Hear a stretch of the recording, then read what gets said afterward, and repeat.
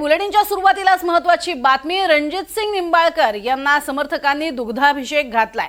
दुग्धाभिषेकानंतर रणजितसिंग निंबाळकर भावुक झालेले पाहायला मिळाले।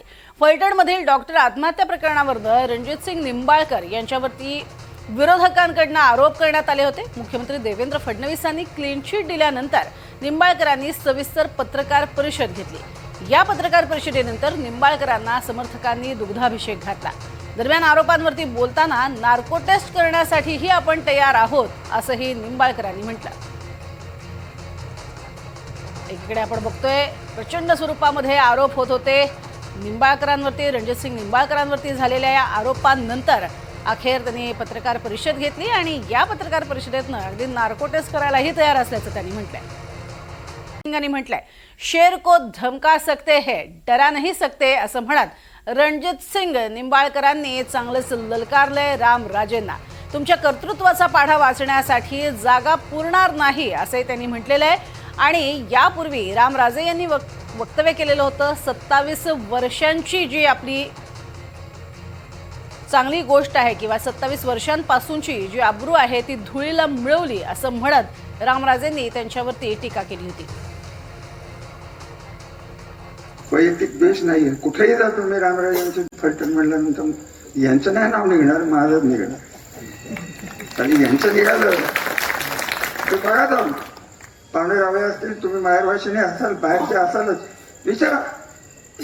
हा बदनाम करून टाकलेले म्हणतात कशासाठी कशासाठी आमचं कल्चर घालवताय, कशाला आमची संस्कृती घालवताय, कशाला आमचा इतिहास घालवताय। आणि आज मी आम्हाला तुमचं नाव आणि तुमचं आमचं नाव एक आहे, हेच पाप भरपूर झालेलं आहे। आमचा ब्रँड सत्यानाश केला। 27 पिढ्याचा नाही निंबाळकर, 27 आहे। 27 पिढ्याची आबरू घालवली एका किती पिढे माणसं। काय त्याला घराण्याची आबरूचं नाही, अमुक नाही, दुसऱ्याच्या आई वडिलांच्या विषयी काय बोलायचं। सांगितलं तर माझं नाव देऊन जातं। मी आज जाहीर सांगतो, मला तुमच्याबद्दल द्वेष नाही, पण तुम्ही चॅलेंज केलं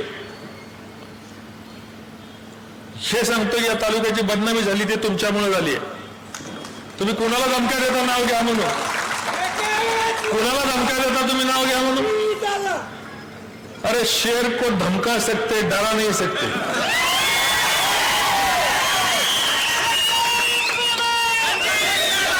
तुमच्या कर्तृत्वाचा पाढा वाचायचा असेल त्याला ही सभा पूर्ण नाही, त्याला पुन्हा यशवंतराव चव्हाण हायस्कूलला जावं लागेल। बरोबर आहे ना?